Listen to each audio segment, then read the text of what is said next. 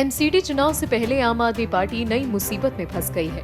Party भ्रष्टाचार खत्म करने का नारा देकर सत्ता में आई थी, लेकिन अब उसकी भ्रष्टाचार की पोल खुलती नजर आ रही है। इस बार कोर्ट में आम आदमी पार्टी की भ्रष्टाचार की पोल खुली है। ऐसे में अब दिल्ली के मुख्यमंत्री अरविंद केजरीवाल, साथ ही मंत्री और आम आदमी पार्टी के नेता सत्येंद्र जैन की मुश्किलें बढ़ने वाली हैं। अभी तक तो सत्येंद्र जैन के तिहाड़ जेल से सिर्फ वीडियो वायरल हो रहे थे, लेकिन अब जमीनी स्तर की सच्चाई बाहर आई है।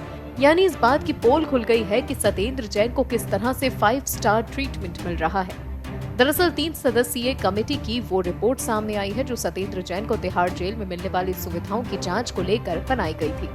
इस 3 सदस्यीय कमेटी ने दिल्ली के principal secretary home, principal secretary law और सेक्रेटरी विजिलेंस शामिल थे। इस रिपोर्ट में तत्कालीन जेल प्रशासन पर गंभीर आरोप लगाए गए हैं। इस रिपोर्ट में सत्येंद्र जैन को लेकर दावा किया गया है कि सत्येंद्र जैन का परिवार सत्येंद्र जैन से जेल के अंदर उस पाबंदी भरे क्षेत्र में भी मिलने के लिए जाता था, जहां नियमों के मुताबिक ऐसी मुलाकात मुमकिन नहीं है। इस रिपोर्ट में तिहाड़ जेल के तत्कालीन डीजी और जेल सुपरिटेंडेंट पर सवाल भी गंभीर आरोप लगे हैं और कहा गया है कि बिना उनके सहयोग से ऐसी मुलाकातें संभव नहीं है। आपको बता दें, पता चला है कि सत्येंद्र जैन ने अपने पद का दुरुपयोग किया और धन शोधन के मामले में साथियों से तिहाड़ जेल की अपनी कोठरी में मुलाकात की थी। इस रिपोर्ट में दावा किया गया है कि जेल नियमों का उल्लंघन करते हुए जैन उसी मामले में सह आरोपियों के साथ अपने कमरे में अक्सर मुलाकात करते थे, जिसमें उन्हें गिरफ्तार किया गया है। इन सह आरोपियों में वैभव जैन और अंकुश जैन के अलावा संजय गुप्ता और रमन भुरारिया भी शामिल हैं। गुप्ता और भुरारिया प्रवर्तन निदेशालय की ओर से दायर अन्य मामलों में आरोपी हैं। वहीं अब बीजेपी ने पोस्टर जारी कर केजरीवाल सरकार पर निशाना साधा है। इस पोस्टर में सत्येंद्र जैन के वायरल वीडियो की तस्वीरें भी लगाई गई हैं। बीजेपी दिल्ली ने ट्विटर पर सत्येंद्र जैन का पोस्टर जारी करते हुए लिखा है, भ्रष्टाचार और तिहाड़ टूरिज्म के ब्रांड एम्बेसडर। वहीं इस पोस्टर पर नीचे लिखा गया है, नहीं मिलेगी सजा, मिलेगी मालिश और मजा, अरविंद केजरीवाल। आपको बता दें कि सत्येंद्र जैन को कथित मनी लॉन्ड्रिंग मामले में इसी साल मई के महीने में गिरफ्तार किया गया था। वीडियो को लेकर आरोप लगाया गया था कि मंत्री जेल में मसाज करवाते हैं और उन्हें जेल में विशेष ट्रीटमेंट मिलता है। ऐसे में सवाल खड़ा हो रहा है कि सत्येंद्र जैन को तिहाड़ जेल में इस कदर वीआईपी ट्रीटमेंट मिल ही क्यों रहा है और कैसे।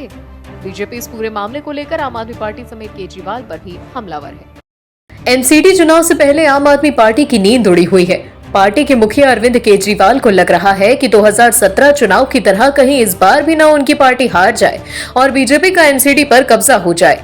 ऐसे केजरीवाल हर वो दांव चल रहे हैं जिससे उनकी पार्टी को चुनाव में फायदा हो सके। हालांकि इस चक्कर में केजरीवाल बुरे फंस गए हैं। ऐसे में बीजेपी ने केजरीवाल के खिलाफ कार्रवाई की मांग करते हुए हल्ला बोल किया है। दरअसल दिल्ली के कॉन्स्टिट्यूशन क्लब में जाकर अरविंद केजरीवाल ने दिल्ली के योगा टीचर्स से मुलाकात की और फिर उन्हें बारी बारी से सैलरी दी। इस दौरान केजरीवाल ने बीजेपी और उपराज्यपाल वीके सक्सेना पर दिल्ली की योगा क्लास को बंद कराने का आरोप लगाया। वहीं इस पूरे मामले में बीजेपी ने केजरीवाल के खिलाफ मामला दर्ज कराने की मांग की है। बीजेपी ने आरोप लगाया है कि कॉन्स्टिट्यूशन क्लब में जाकर सीएम अरविंद केजरीवाल ने आचार संहिता तोड़ी है। बीजेपी का यह भी आरोप है कि योगा टीचर्स को जो वेतन दिया गया वो चंदे से नहीं आया था, बल्कि केजरीवाल ने विदेशी एजेंसी से आए फंड को चेक के माध्यम से बांट दिया है। बीजेपी का कहना है कि चुनाव आयोग को इसकी जानकारी दी गई थी, लेकिन चुनाव आयोग के निर्देश के बाद भी केजरीवाल ने इस कार्यक्रम को नहीं रोका। इसके अलावा बीजेपी ने केजरीवाल पर रिश्वत देने का आरोप लगाया और कहा कि केजरीवाल बीजेपी से घबरा गई है, इसीलिए एमसीडी चुनाव प्रचार के आखिरी दिन रिश्वत देने का काम किया है। इस दौरान बीजेपी ने केजरीवाल के खिलाफ कोड ऑफ कंडक्ट तोड़ने और रिश्वत लेने की धारा के तहत एक्शन लिए जाने की मांग की है। इससे पहले अरविंद केजरीवाल ने योगा टीचर्स को सैलरी देने के बाद कहा था कि जब एलजी साहब ने योगा क्लासेस पर रोक लगाई तो बहुत दुख हुआ। योग शिक्षकों को उनके वेतन का चेक देने के बाद केजरीवाल ने यह भी कहा कि हम ये वोट के लिए नहीं, दिल्ली वालों के लिए कर रहे हैं, पुण्य के लिए कर रहे हैं। हालांकि केजरीवाल जो भी सफाई दें, लेकिन उनके इस कदम के टाइमिंग पर सवाल जरूर उठता है। बीजेपी का कहना है कि चुनाव प्रचार के आखिरी दिन केजरीवाल ने रिश्वत दी है। अब देखना होगा कि चुनाव आयोग क्या फैसला लेता है, लेकिन बीजेपी ने केजरीवाल के खिलाफ कार्रवाई की मांग करते हुए मोर्चा खोल दिया है। दिल्ली के मुख्यमंत्री और आम आदमी पार्टी के मुखिया अरविंद केजरीवाल अपने ही बिजाय जाल में फंस गए हैं। गुजरात में केजरीवाल कुछ और कहते हैं और दिल्ली में कुछ और। केजरीवाल एमसीडी चुनाव में अपनी पार्टी की जीत के लिए बीजेपी का सुपरहिट फॉर्मूला आजमा रहे हैं, लेकिन गुजरात चुनाव में केजरीवाल बीजेपी के उसी फॉर्मूले के खिलाफ बोलते हैं। एमसीडी चुनाव से पहले ही केजरीवाल का दो मुहा रवैया नजर आने लगा है। जो केजरीवाल गुजरात और बाकी राज्यों में जाकर डबल इंजन की बीजेपी सरकार को हटाने के लिए जद्दोजहद कर रहे हैं, वही केजरीवाल अब दिल्ली में डबल इंजन सरकार बनाने का दावा करते नजर आ रहे हैं। दरअसल एमसीडी चुनाव में अब बहुत ही कम समय बाकी रह गया है। 4 दिसंबर को दिल्ली के मतदाता नगर निगम की सरकार का फैसला करेंगे। ऐसे में सभी पार्टियों ने आखिरी 2 दिन जमकर प्रचार किया। आम आदमी पार्टी ने भी ताकत झोंकी, केजरीवाल ने भी लगातार प्रचार प्रसार किया। इसी कड़ी में उन्होंने बयान दिया है कि दिल्ली में आपको डबल इंजन की सरकार बनाने की जरूरत है। केजरीवाल की सरकार और केजरीवाल का पार्षद, ये नारा होना चाहिए। केजरीवाल ने आगे ये भी कहा कि सभी एमसीडी के कर्मचारियों को समय पर सैलरी भी दी जाएगी। अब केजरीवाल के इस बयान पर हैरानी इसीलिए हो रही है क्योंकि वो हमेशा से डबल इंजन की सरकार का विरोध करते आए हैं और अचानक ही वो अब ये कह रहे हैं कि दिल्ली एमसीडी में डबल इंजन की सरकार बननी चाहिए। दरअसल बीजेपी राज्यों के चुनाव में जनता से अपील करती है कि राज्य में उसकी सरकार बनेगी तो डबल इंजन की सरकार मजबूती से काम करेगी। मतलब केंद्र में भी बीजेपी की सरकार और राज्य में भी बीजेपी की सरकार।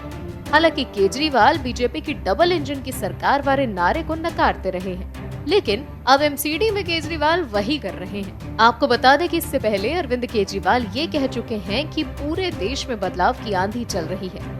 इस बार गुजरात को डबल इंजन नहीं चाहिए, नया इंजन चाहिए। ये डबल इंजन पुराना हो गया है। दोनों इंजन 40 से 50 साल पुराने हैं। इससे पहले एक चैनल के इंटरव्यू में केजरीवाल ने कहा था कि डबल इंजन पुराना हो गया है, अब उसमें जंग लग गई है। साथ ही केजरीवाल ने तंज कसते हुए कहा था कि लोग अब नया इंजन चाहते हैं। वहीं इससे पहले भी केजरीवाल स्वच्छता को लेकर सवाल खड़े कर चुके हैं। ऐसे में सवाल ये उठता है कि केजरीवाल को डबल इंजन की सरकार रास आ गई क्या? ममता बनर्जी और टीएमसी के तमाम नेता पीएम नरेंद्र मोदी और बीजेपी के खिलाफ रहते हैं। बीजेपी और टीएमसी में 36 का आंकड़ा है। बंगाल की मुख्यमंत्री और TMC chief Mamata Banerjee PM Modi को देखना नहीं चाहती हैं। ममता बनर्जी हमेशा पीएम मोदी और बीजेपी पर हमलावर रहती हैं, लेकिन टीएमसी से नए सांसद बने शॉटगन यानी कि शत्रुघ्न सिन्हा के अंदाज कुछ बदले बदले नजर आ रहे हैं। दरअसल आसनसोल लोकसभा सीट से टीएमसी सांसद शत्रुघ्न सिन्हा ने पीएम मोदी की तारीफ कर सियासी बवाल मचा दिया है। अब सवाल उठने लगा है कि क्या शत्रुघ्न सिन्हा का टीएमसी से मोह भंग हो गया है और क्या शॉटगन बीजेपी में घर वापसी करने की फिराक में है। आपको बता दें कि शत्रुघ्न सिन्हा ने प्रेस कॉन्फ्रेंस कर पीएम मोदी की जमकर तारीफ की है। शत्रुघ्न सिन्हा ने कहा कि प्रधानमंत्री ने आसनसोल के 7 बीमार लोगों को आर्थिक सहायता प्रदान करने में मदद की है, ये बड़ी बात है। शत्रुघ्न सिन्हा ने प्रेस कॉन्फ्रेंस में कहा कि उन्होंने अपने केंद्र के 28 गंभीर रूप से बीमार रोगियों के इलाज के लिए आवेदन किया था। इनमें से पीएम मोदी ने 7 मरीजों को आर्थिक मदद दिलवाई है। उनके मुताबिक इन सभी मामलों में औसतन प्रति मरीज 1.5 लाख से 2 लाख रुपए दिए जाते हैं। हालांकि उनके अनुरोध के बाद प्रधानमंत्री ने रोगियों के लिए 3 लाख रुपए भेजे हैं। इस दौरान शत्रुघ्न सिन्हा ने कहा कि प्रधानमंत्री मोदी ने मेरे अनुरोध पर इतना किया, ये बड़ी बात है। आपको बता दें शत्रुघ्न सिन्हा बीजेपी में ही थे। वो पूर्व पीएम अटल बिहारी वाजपेयी का हाथ पकड़कर बीजेपी में शामिल हुए थे, फिर बीजेपी से सांसद भी चुने गए। शॉटगन ने बीजेपी की ओर से राम मंदिर का मुद्दा भी जोर शोर से उठाया था। हालांकि केंद्र में मोदी सरकार बनने के बाद शत्रुघ्न सिन्हा ने बीजेपी से इस्तीफा देकर पहले कांग्रेस फिर तृणमूल कांग्रेस ज्वाइन कर ली। बीजेपी छोड़ने के बाद शत्रुघ्न सिन्हा को अक्सर मोदी सरकार की नीतियों पर हमला बोलते देखा जाता था। हालांकि शॉटगन ने इस बार पीएम मोदी की तारीफ में कसीदे पढ़कर सबको हैरान कर दिया है। अब सवाल ये उठ रहा है कि शत्रुघ्न सिन्हा में अचानक ये परिवर्तन आया कैसे? शत्रुघ्न सिन्हा के मन में क्या चल रहा है?